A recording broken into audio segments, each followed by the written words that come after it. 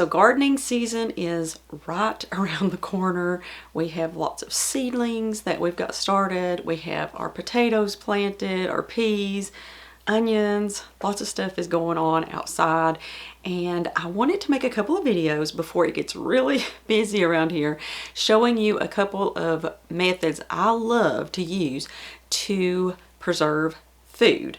Now, if you're not completely comfortable with pressure canning or water bath canning, these two methods will be perfect to kind of get your feet wet as far as food preservation goes. So on today's video, I'm going to be talking about dehydrating food, and then in a future video pretty soon, I'm going to be talking about using a vacuum sealer to preserve food as well. So I want to tell you about my Dehydrator. It's one of the London Sunshines. They're really good brand, and their dehydrators are set up really nice for kind of the power user. They are just really super friendly, like beginner friendly, but at the same time they are powerful, and so that's why I like this particular brand. Also, no plastic parts. They have the stainless steel racks, and the fan is in the back, so everything gets done evenly, and I like that because I have had in the past the types that stack and you have to continuously rotate them, and I always forgot, and I would end up with stuff that is like way too dry and stuff that wasn't dry at all. So this really works much better for me. This is the one that I prefer. Okay, so let's talk about dehydrating food. Why you would want to try this as a method.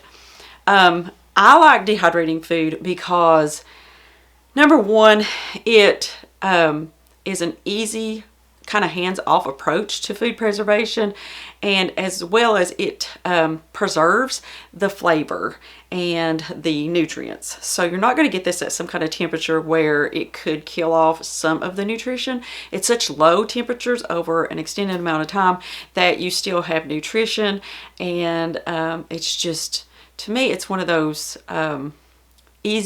really easy ways. If you got a bunch of stuff in, then you're like, I do not have time to deal with this. Say like, right today, I have a bunch of bananas and pineapple that are turning brown, and so I was like, I'm going to dehydrate them. I'm going to get the camera out while I do this, because that's something that I will do a lot. I don't want to let anything go bad, and so I'll just dehydrate it. And then we have banana chips and pineapple, dehydrated pineapple, which is my favorite, and we have those on hand. They won't go bad, and I can just store them and we will snack on them until they're gone, and that way there's no waste. Now, if you're like us and you have chickens, there's never any waste, but to be honest with you, I would rather be eating it myself than the chickens most of the time. So I'm going to show you how this works. It's really simple. Most dehydrators are going to be pretty similar to this one, so this will give you an idea. There is like a table that you can use for dehydrating foods. I'll link it down below in the description box so that you can kind of go by that. But let's get these trays filled up with some bananas and pineapples and get them in the dehydrator.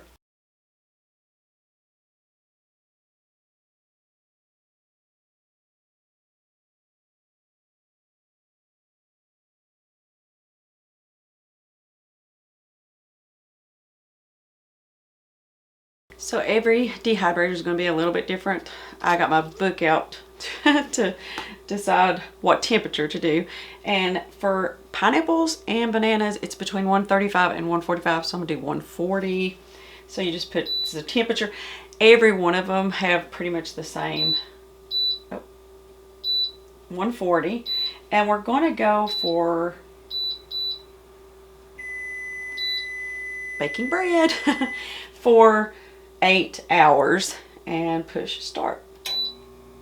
Okay, so let's talk about what you can dehydrate. It's pretty much anything, but I'm just going to give you kind of an idea. Like with fruits, apples, bananas, lemons, oranges, tomatoes, kiwis, blueberries, grapes, mango, pineapple, plum, raspberries, strawberries, all herbs. I dry a lot of herbs for like the medicine cabinet. and you really need a dehydrator to preserve those herbs that you pick in the summer, and so I do use it quite often. For that, you can dehydrate as far as vegetables go. You can do beets, bell peppers, broccoli, carrots, celery, kale, mushrooms, summer squash, yams, potatoes, sweet potatoes, eggplants. You can make beef jerky. You can dehydrate your beef, chicken, pork, bacon, seafood. You can dehydrate anything. And I love that it is super easy. When you're water bath canning or you're pressure canning, which to be honest, that is one of my biggest methods for canning, and sorry for the loud vehicle, but it's a day of, prepping the food, prepping the jars, prepping everything.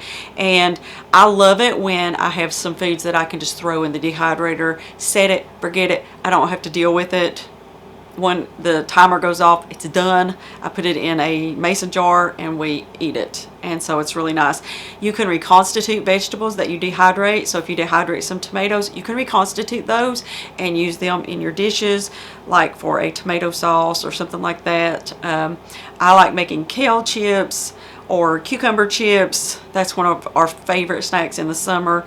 And so there's a lot that you can do with a dehydrator, and I wanted to share that with you. These are going to be kind of short videos, but I still wanted to share that with you as we go into the garden season and as we go into this time when our minds start thinking about, preserving the food that comes out of the garden, because there are way more ways to preserve food than what sometimes we think about. I think canning gets like that top level, but there's fermenting, there's dehydrating, there's freezing, there's freeze drying. There's so many different ways that you can preserve food.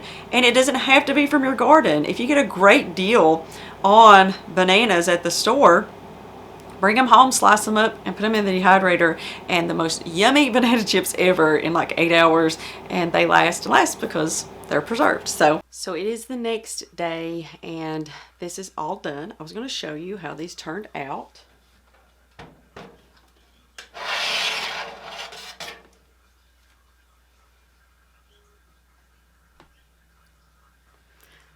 I'm going to try one because they're my favorite.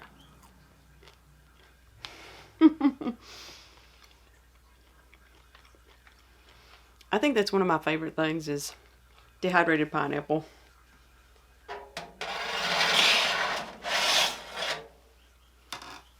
Bananas. You may hear a chick in the background. We had one hatch out this morning, and it's a lively one.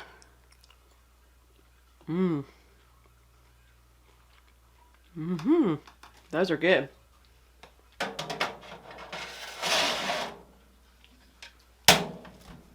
So as you can see, the process of dehydrating is super hands-off and simple, and it's a wonderful way to preserve fruits and veggies, herbs, meat, you name it. You can use a dehydrator to preserve your harvest. I hope that you got some inspiration. Next week, we're going to talk about the vacuum sealer and why I think that that is something that everyone needs in their kitchen if they like to keep their food fresh and make it last longer, and also to preserve food for the freezer so you don't have to worry about freezer burn. I'm going to leave a link in the description box of this particular dehydrator. I really like it. It's super easy to use and it's very effective, and it also doesn't have any plastic, which is really important. And I'm going to leave you a discount code in the description box as well. If you use that at checkout, you will get a 10% discount. All right, well, thank you so much for joining me today. I'm getting super excited for garden season this year and for bringing that harvest in. And this kitchen is going to be hopping with all different kinds of preservation. And so I wanted to get these videos out of the way, and then you'll see me using these methods many times throughout the summer and fall. Well, thank you so much for joining me today. If you enjoyed this video, give it a thumbs up. And if you enjoy videos on cooking from scratch, gardening, food preservation, and homesteading, please consider hitting that subscribe button down below. I make several videos a week and sure would like to have you here. All right, well, we will see you on the next video.